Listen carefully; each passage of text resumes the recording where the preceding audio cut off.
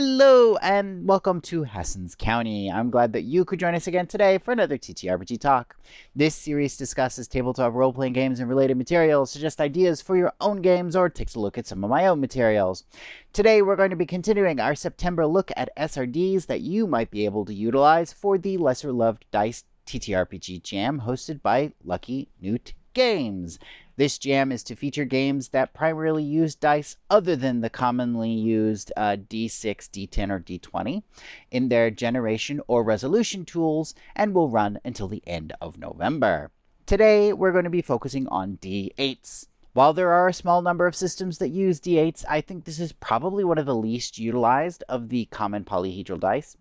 Some games created to use it in recent years include the award-winning Jiangxi Blood in the Banquet Hall, Crazy Eights, Instruments of the Chrysanthemum Throne, Pieces of Eight, and the Bite role-playing game. One reason why a game or generation mechanic might utilize D8s is because it's relatively convenient when utilizing mechanics that have been influenced or that utilize the bagua, which were used in the I Ching or Feng Shui or other related practices like Pungsu Jirisol from Korea. However, today's system is going to take D8s in a different direction. Today's SRD was created by Jay of Fwogs and Roses and is called Diamond Doubles. The base dice mechanic is so simple that it's actually described right there in the title itself. Diamonds referring to the shape of the D8s that we will be using, with doubles referring to success being made when you roll pairs of the same number. As they say, though, the devil is in the details, so let's dig a bit deeper into what this SRD offers along the lines of advice and further mechanics. In Diamond Doubles, it is recommended that your players utilize pools of between 2 to 4 8-sided dice to determine success. While the SRD includes a prototype game that uses stress pools, you could also determine the number of dice that need to be rolled in the pool through resources or a token pool, an array of stat scores, or starting with a base of 2 dice and then adding for applicable character or environmental tags. Success in standard diamond doubles is determined by the player rolling 2 or more of the same number.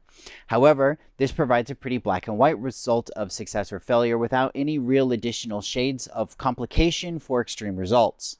Jay recommends that you might want to consider adding some form of target number between 2 and 16 or maybe a best of the pool mechanic like you might see in games like Lumen.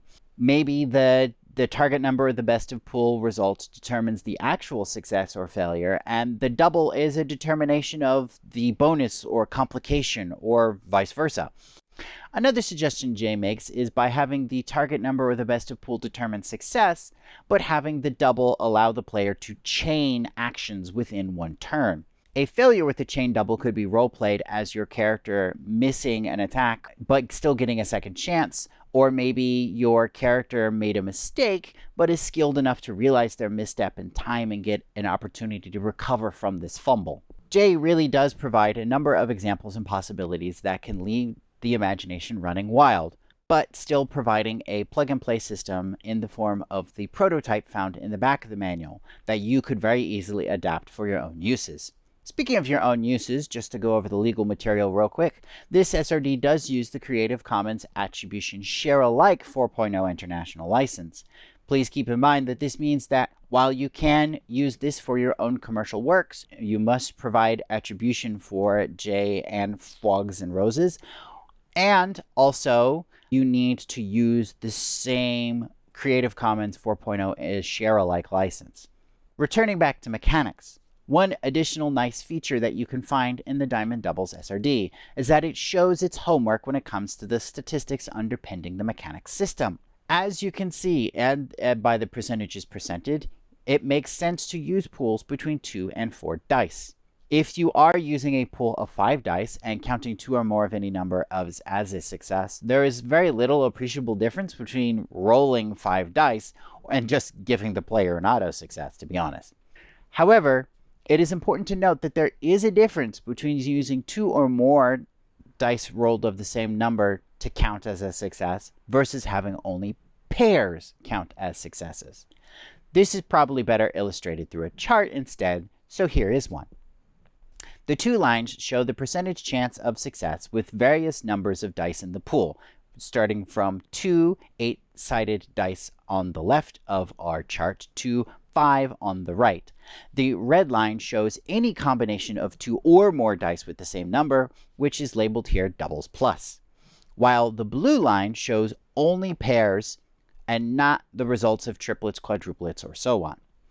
As you can see, the 2 start off quite close with fewer dice in the pool. However, the chances of success when using only pairs is slower and at a more proportional rate of increase. So this and actually make pools of 5 8-sided dice possible, since the chances there are still only about 83.7% versus the doubles plus rate that I mentioned earlier of like 96.6%. This means that if I were to utilize this system, I would probably use this pairs only option to create a game myself. And that was Diamond Doubles. Overall, I would say that this SRD's claim of being a unique game design is well deserved. Not only are the suggestions well put together, but the presentation of the mechanics separate from a full prototype is quite useful for various creator needs. Whether you're looking for that one little mechanic to add to help hook people into your own system, or a full prototype scaffolding to base your game on.